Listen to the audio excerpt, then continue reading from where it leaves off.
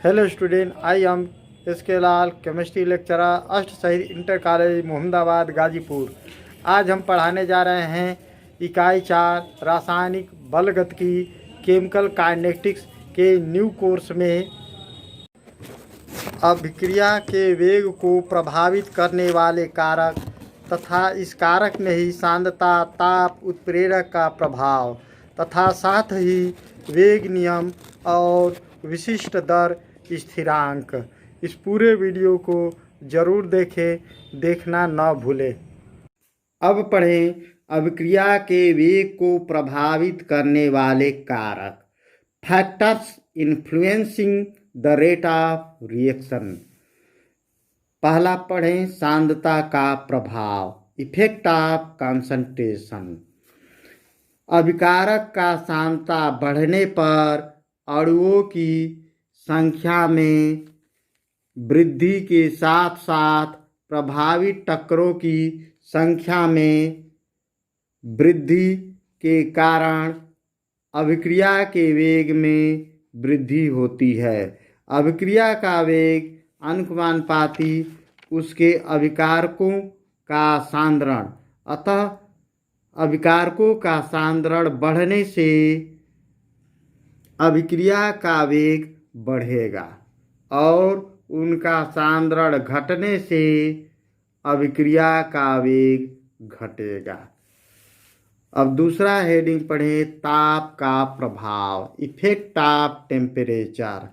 सामान्यतया ताप वृद्धि पर अभिक्रिया की दर में भी वृद्धि होती है, क्योंकि ताप वृद्धि से सक्रियित अणुओं का अंश बढ़ता है।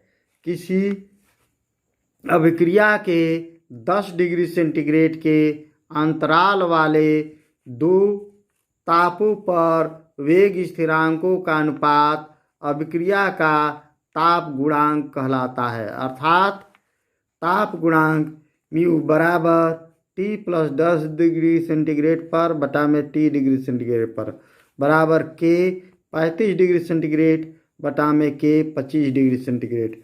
अधिकांश समांगी अभिक्रियाओं में 10 डिग्री सेंटीग्रेड ताप बढ़ाने पर अभिक्रिया की दर लगभग दोगुनी हो जाती है।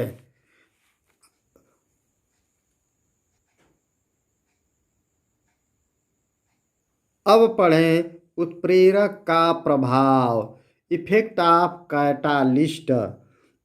उत्प्रेरक की उपस्थिति में सामान्यतया अभिक्रिया का वेग बढ़ जाता है, क्योंकि उत्प्रेरक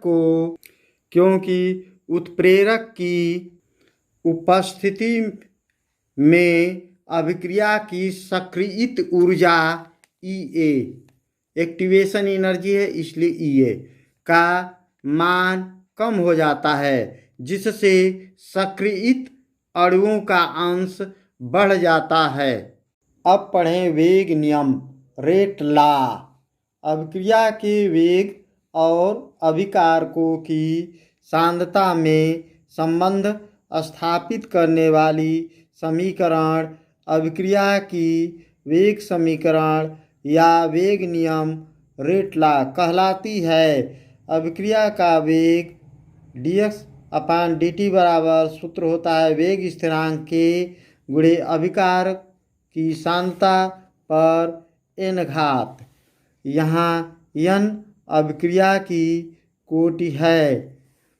अब पढ़ें विशिष्ट दर स्थिरांक, स्पेसिफिक रेट कांस्टेंट।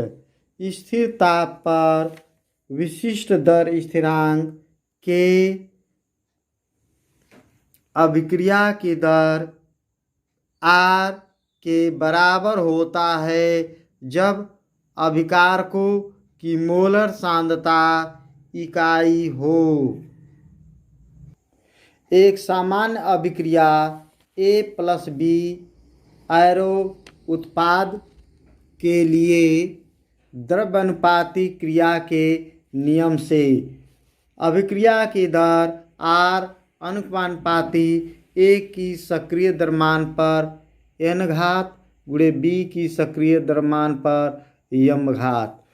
सक्रिय द्रव्यमानुपाती क्रिया का नियम कक्षा 11 से परिभाषा होती है। किसी रासायनिक समीकरण में अभिक्रिया की दर अभिकारकों के सांद्रताओं के गुणनफल के समानुपाती होता है।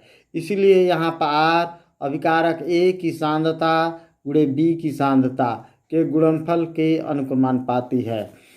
यहाँ A बड़ा कोष्ठ में A व बड़ा कोष्ठ में B अभिकारक A व B के मोलर सांद्रण है तथा स्मॉल n व स्मॉल m उनके अणुओं की क्रमशः संख्याएं हैं।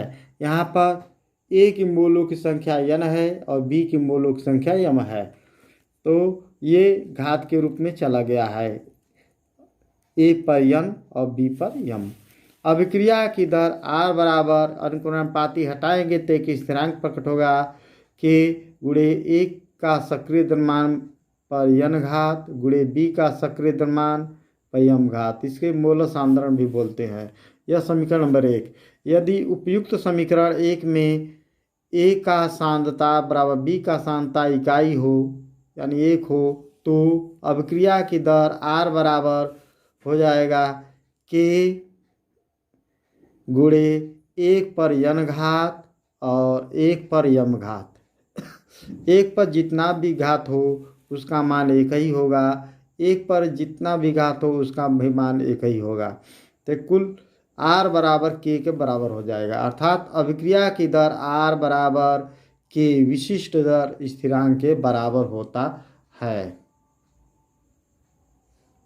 यदि यह वीडियो आपको पसंद आए तो इसे ज़रूर लाइक कीजिए और अभी तक आप सब्सक्राइब नहीं किए हैं तो इसे सब्सक्राइब भी कर दीजिए ताकि जो भी पढ़ाया जाए उसका मैसेज भेजने पर आपके यहाँ अपलोड करने पर शीघ्र पहुँचे। थैंक्स।